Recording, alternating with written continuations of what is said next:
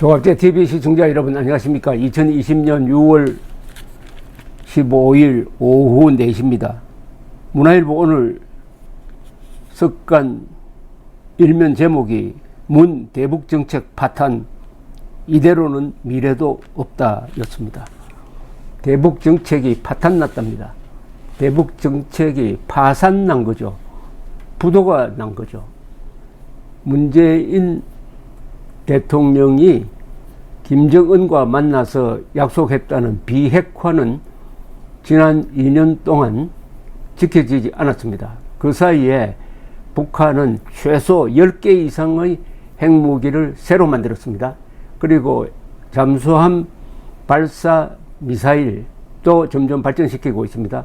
수많은 방사포 그리고 탄도미사일 시험을 해가지고 유엔 제재를 위반했습니다. 그런데 그 사이 대한민국의 안보는 더욱 악화되었습니다.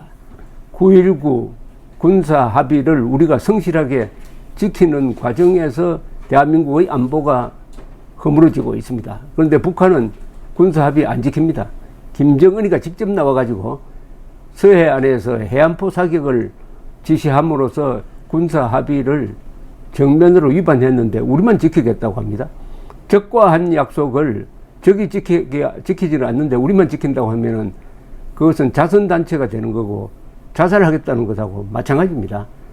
그런데 이 남북관계의 파탄은 사실은 문재인 정권에서 비롯된 게 아니고 바로 20년 전 2000년 6월 15일 김정일, 김대중 합의의 6.15 선언에서부터 파탄이 예약되었던 것입니다.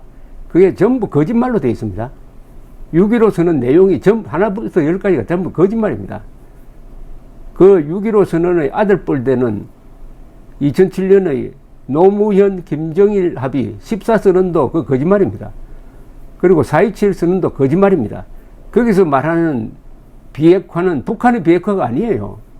조선반도의 비핵화라 해가지고 주한미군 철수, 한미동맹 해체, 그리고 미국의 전략자산 배치 금지까지 다 포괄되어 있는 그것을 북한의 비핵화라고 사기를 친 게 바로 문재인 정권이죠. 4.27 선언 어디에도 북한의 비핵화란 말이 나오지 않는데 문재인 대통령은 북한이 비핵화를 결심을 했다 하면서 국민을 속이고 트럼프도 속이고 이렇게 해가지고 대북 퍼주기를 정당화하려고 했더니 요게 잘 먹히지 않았습니다.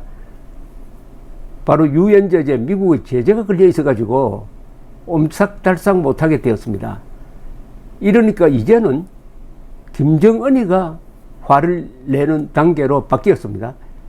지금 문재인 대통령이 김정은을 만났을 때 기록에 남지 않는 무슨 약속을 했느냐, 구두 약속이든 그게 서면 약속이든 그게 궁금해요.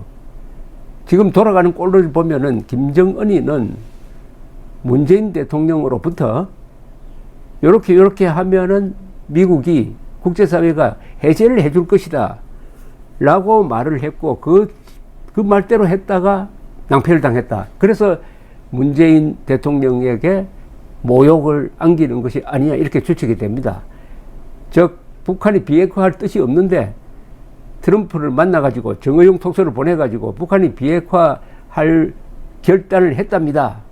해가지고 트럼프 김정은을 만나도록 하는 데까지는 성공을 했고 만나고 나서 트럼프가 갑자기 한국과 의논도 하지 않고 매티스 국방장관과 의논도 하지 않고 한미 군사훈련 중단이라는 선물까지 김정은에게 갖다 바쳤는데 요때까지는 아마 김정은이가 잘 나갔죠. 문재인 대통령에 대한 신뢰도 있었던 것 같은데 바로 작년 하노이 회담 때 드디어 파탄이 나고 말았습니다. 하노이 회담이 결정적인데 하노이 회담 전에 문재인 대통령은 미국이 영변 핵시설만 포기하면은 제재를 해제할 것 같은 분위기가 있다라고 김정은에게 잘못 전해준 것 같아요. 김정은이는 그걸 믿고 3일 걸리는 이 기차를 타고 중국을 거쳐서 하노이에 도착을 했는데 도착해 보니까 트럼프 옆에 저승사자와 같은 존 볼턴이 있었습니다. 존 볼턴이 견제를 해가지고 북한이 내놓은 영변 핵시설 폐기라는 그 썩은 쇠고기 한 2번, 3번 팔아먹는 그런 사기극에 트럼프가 넘어가지 않고 회담을 깨고 말았습니다.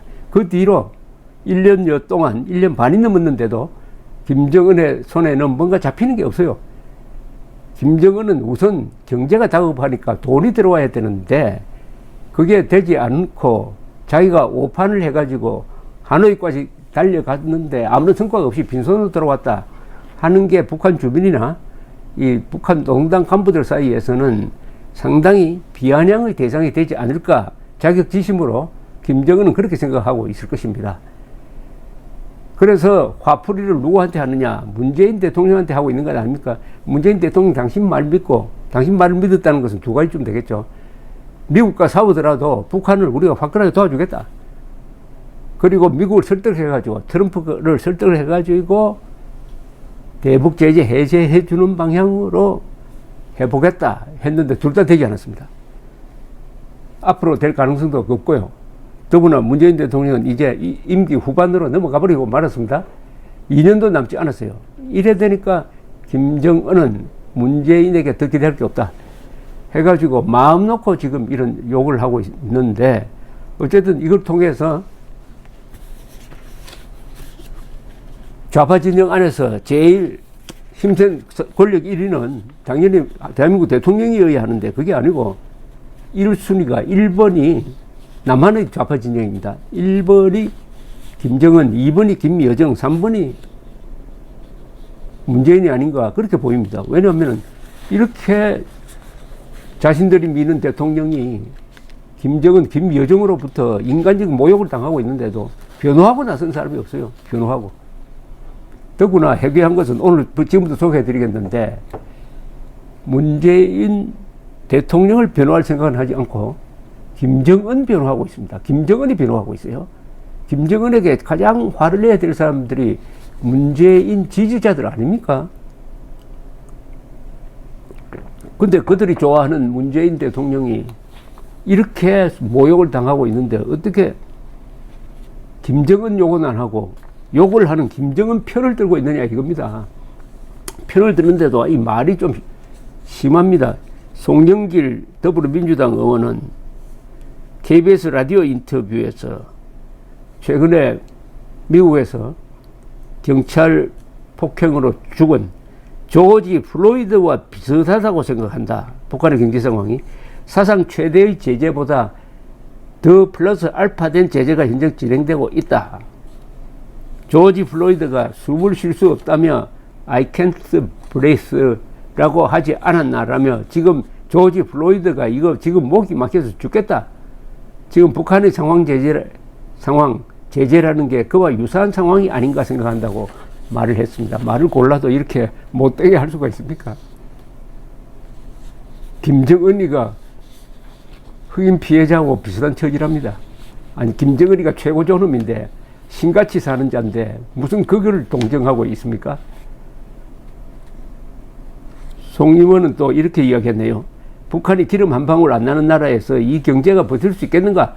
문재인 대통령이 평양 방문 때 평양 선언도 하고 백두산 안내도 하고 5.17 경기장에서 직접 마이크도 문재인 대통령한테 주는 등 배려했는데 아무것도 돌아온 것이 없는 상황이 되고 있지 않나 생각한다. 완전히 그 문재인 입장에 서서 김정은을 비판해야 될 사람이 완전히 김정은 입장에 서서 김정은을 변호해주고 있습니다. 이런 사람이 국회의원입니다. 또 한 사람, 이럴 때 빠짐없이 나오는 사람, 정세현 전 통일부 장관. 이 사람은 또 미국 탓이라네요. 미국 탓하고 나왔습니다. 참 이게 논리라는 게, 지식인들이 만들어낸 논리라는 게 얼마나 허황되고 이게 끝이 없게 진행되느냐 하는 걸 잘 보여주고 있습니다. 우리 정부가, 정세현 전 통일부 장관은 우리 정부가 북한한테 이런 모욕을, 수모를 당하게 만든 것이 사실은 미국 때문이다. 이제는 미국에 할 말을 해야 한다. 북한을 다시 대화에 나오게 하려면 비무장지대를 건너서 평양으로 갈 것이 아니라 워싱턴으로 가야 된다. 왜 미국을 선택하지 못하느냐. 미국으로 가서 당신들 때문에 우리가 지금 이런 꼴을 당하고 있다. 남북 관계 개선을 비핵화에다 연결시켜 놨는데 비핵화는 하루 이틀에 되는 것도 아니다. 이렇게 이야기를 해가지고 미국을 설득해야 된다는 겁니다. 미국 설득 당하게 생겼습니까, 지금? 자기들도 지금 후회하기를, 특히 존 볼턴이 회고록에서 밝히겠지만은 문재인 정권 믿고 김정은 만나러 갔다가 낭비해버렸다. 우리가 속았다. 누구한테 속았느냐? 중개자인 줄 알았더니 거짓말쟁이였다. 문재인에게 속았다. 이렇게 생각하고 있는 사람한테 다시 특사를 보내가지고 뭘 한다고요? 정 장관은 또 이렇게 이야기합니다. 그동안 4.27 판문점선언, 평양 공동선언, 남북 군사기본합의서 이행에 미국이 발목을 잡았다. 미국은 대북 유화책을 쓰자는 우리에게 그건 곤란하지라고 답을 하지, 그거 좋지라고 답을 하는 법이 없다. 미국의 실무자들의 법 해석, 유행 규정 해석의 문제이기 때문에 실무자들을 설득해야 한다. 최소한 국무장관이나 상무장관, 재무장관 정도를 상대하려면 통일부 장관이 움직여야 된다고 이렇게 덧붙였습니다. 이런 분들의 이야기를 통해서 이제 남한 내 좌파 진영의 권력 서열이 확실하게 이제 밝혀지게 됐습니다. 1등 김정은, 2등 김여정, 3등 문재인입니다. 문재인. 이게 꼭 남과 북한 정권이 손을 잡고 자기들 말로 한다면은 협력 연대해 가면서 탈북자 등 대한민국의 애국자들을 위축시키는데 남북한 정권이 결탁을 했다. 결탁을 해가지고 자국민을 괴롭힌다. 이렇게 보여집니다. 이게 김정은, 김여정의 문재인 때리기는 그다음부터 군사적 도발로 구체화될 것이다 하는 예고를 우리가 받아놓고 있습니다. 그러면은 문재인 대통령은 이제 결심을 해야 됩니다. 유턴해야 됩니다. 유턴. 직진하면 이제 벼랑이 기다리고 있습니다. 아니면 직진하면은 거기 큰 장벽이 있어가지고 충돌사고로 큰일 나게 생겼습니다. 더구나 문재인 대통령은 지금 하산길에 올랐습니다. 등산길이 아니에요. 임기가 반환점을 돌았으면 그때부터 하산하는데, 하산할 때는 대통령 중심제 하에서는 본격적으로 권력의 누수 현상, 권력이 저 풍선에서 바람 빠지듯이 그렇게 되게 되어 있습니다. 이럴 때 실족하면 큰 사고 납니다. 비행기도 그렇고 등산객도 그렇고 내려올 때가 제일 중요합니다. 내려올 때. 문재인 대통령 지금 내려오면서 새로운 일을 벌릴 수가 있습니까? 이제 북한에게 줄 게 있습니까? 문재인 정권이 지금 북한에게 줄 게 있습니까? 안보를 갖다 바치는 것은 이미 충분히 갖다 주었는데 이것보다 더 우리가 벌거벗겠다고 하면 과연 국군이 가만히 있겠느냐? 이제 이 정도 생각은 가지 않을까 그렇게 보여집니다.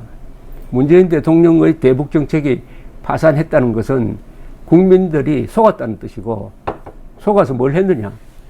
바로 속아서 문재인 측에 대북 정책을 잘 한다고 믿고 국회의원도 당선시켜주고 시장도 당선시켜주고 해서 문재인 선거를 도와주었다는 그런 뜻 아니겠습니까? 유권자가 속으면은 선거를 통해서 도와주게 됩니다. 결국 지나놓고 보니까 문재인 정권에 속은 국민들이 이제는 대가를 지불하게 되는 단계로까지 갔습니다. 이러니까 문재인 대북 정책 총파산, 파탄, 부도 이런 말이 나오게 된 것이죠.